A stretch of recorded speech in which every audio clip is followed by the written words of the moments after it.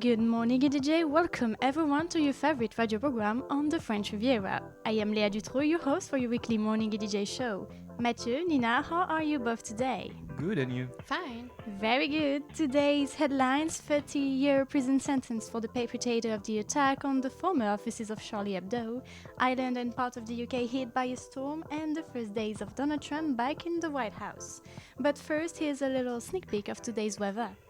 A powerful storm system over Ireland and the UK will bring rain and strong winds to northern France, with gusts of 60 to 80 km per hour, easing by evening. Heavy rain is expected in Brittany, the Pays de la Loire, and the lower Normandy, spreading southward by the afternoon. Further soft, dry but cloudy conditions dominate, with light rain over the Cevennes by evening.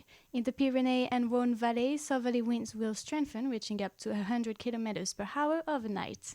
In the PACA region, while the storm's effects will be felt, the weather remains calmer with mild highs, 12 degrees in Nice and Cannes, 13 in Toulon and 11 in Marseille.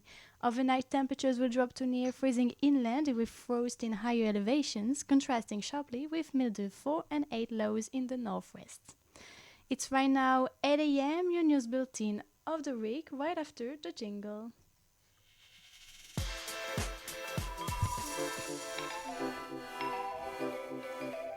30 years prison sentence for the perpetrator of the attack on the former offices of Charlie Hebdo.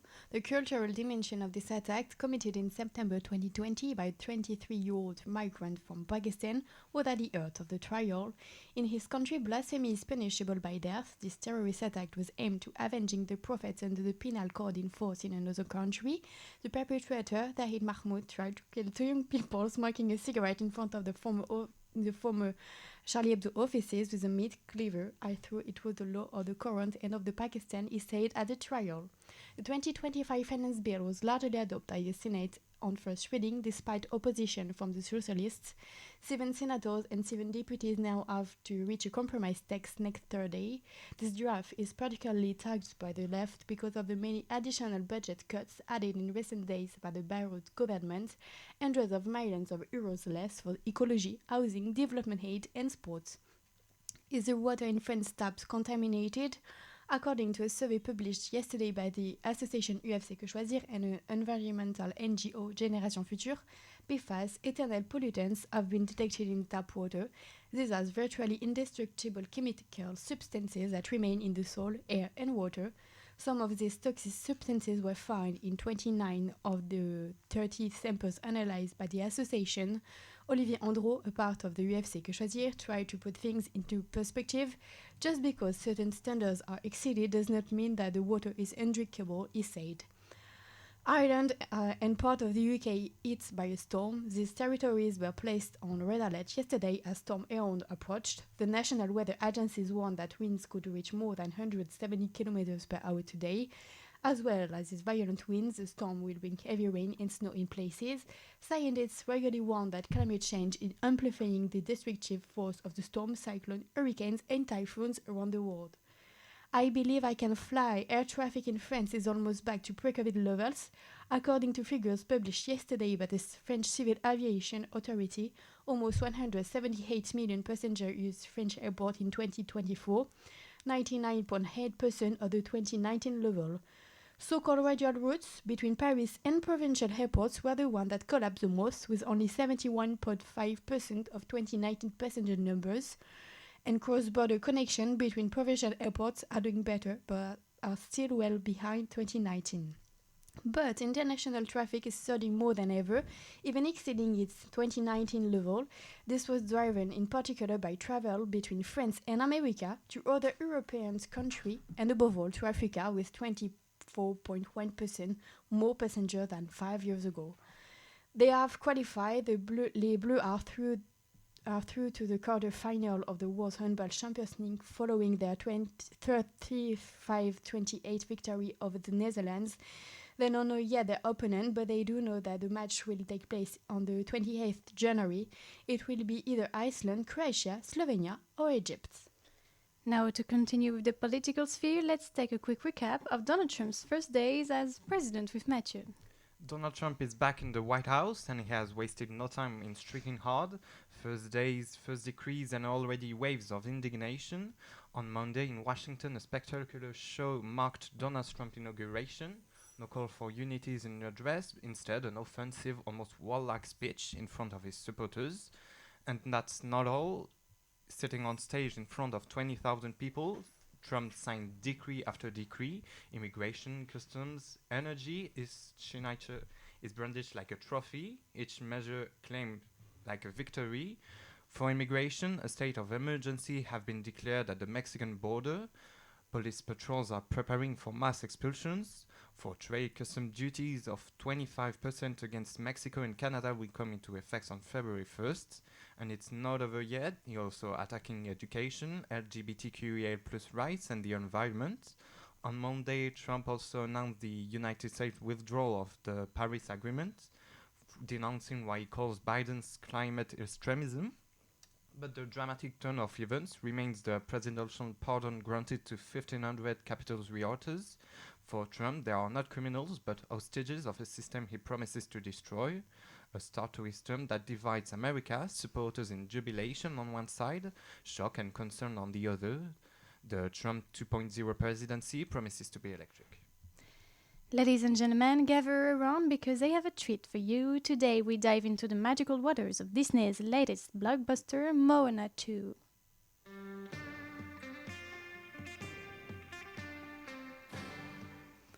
If you love the original, you're in for a spectacular ride, voiced once again by the incredibly talented Olili Cravalho as Moana and the charismatic Dwayne Johnson as Maui. This sequel is nothing short of a visual and emotional feast. The film, directed by David Jarrick Jr., delves into uncharted waters with vibrant colors, compelling characters, and a story that will tug at your heartstrings. Moana 2 takes us on an adventure where Moana sets sail to break the curse of Nalo and discover the mythical island of Motufetu. Along the way, she is joined by new allies, voiced by David Fane, Rose Matafeo, and Hualalai Chung. The authenticity of each character is beautifully captured, making them relatable and unforgettable. The animation is simply breathtaking, with dynamic visuals that bring the beauty of Oceania to life. The musical score, composed by Abigail Barlow and Emily Beer, is a harmonious blend of Polynesian-inspired melodies that will have you humming long after the credits roll. In essence, Moana 2 is more than just a movie, it's a journey filled with lessons on environmental protection, cultural heritage, and the strength of community. Whether you're young or just young at heart, this film is a must-watch. And also remember that the live-action movie is on its way for the upcoming year. As it is almost the end of our show, let's debate about a fact that actually happens all over the world.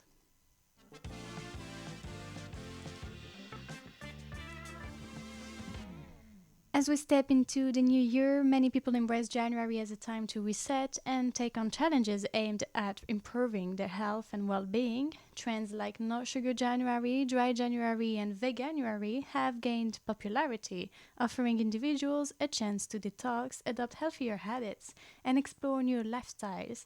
Guys, what do you think about these trends? I actually do the dry January this year, and I remember about 4 years ago I did the Veganuary. So I took this initiative because I wanted to, it's like a challenge, but it's like everyone is doing it at the same times. So I think like we know that we are not alone, and it's like you said, a new year, so a step in order to become a better version of ourselves. And because there are many people doing it, there are a lot of guides on the internet, so we can take help from these. Okay. I don't know if you saw it on Instagram, especially. Rihanna, the singer, just posted a story at some point, and she said, "Wow, that's finally that. I mean, I haven't been drinking for a full year, and so that's very good actually." And she started with the dry January, and the same thing for Tom Holland, who said it's now 6 years that he stopped drinking, I think, and he said it all started with a dry January. So this is a good example, actually. Yeah, and also there is another actress, I don't know her name, but she was drinking a lot of alcohol and she stopped she stopped for 5 years and she has no drink alcohol since, so it can be a good thing. But maybe if we follow the trends on a whole year, maybe, because what can we do on the February 1st? You can drink alcohol a lot, and maybe it can be something good to follow the trends.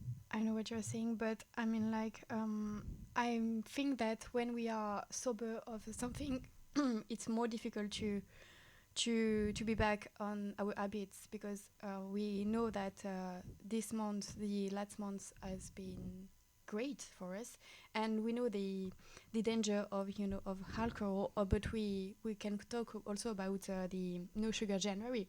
So we know the method of this sugar, and we know that we feel better. It's the same when we do not eat meat. We feel we lost pounds. We feel better. We feel better also with our conscience. So I think it's complicated to go back in the past, and it's the first step, to be guided. And now we just have to continue to be strong. And do you do one of these trends? But because I just don't do practice all of this. I don't drink usually, so it's okay.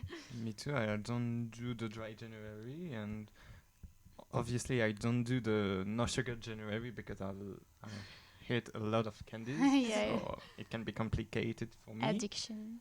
And you, Nina? Like I said, I am doing the dry January, but I don't drink a lot. Just like when I'm with friends, I'm going out and at So the you terrace, I want to drink. You drink on the dry January? No, I did not. But Okay. usually I drink when I go out with friends. And now instead of taking a beer, I just take a Perrier. So Wow. it's like more water for my Yeah. body, and it's better because I don't drink enough water. Mm-hmm. So it's great, but I think that we have to be helped because, for example, the no sugar January, it can be complicated because sugar and alcohol are addiction, and when you are not helped, it can be devastating. You are more Craving. stressed. Yeah, you're craving for it. Yeah, exactly, the craving. So I think we have to be helped, and no sugar at all can be very difficult because for people that are addicted, sugar has become a thing that make them happy. So Okay. the down can be brutal. Okay.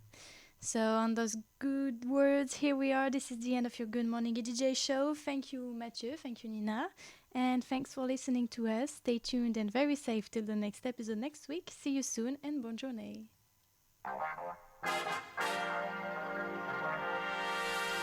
Fun.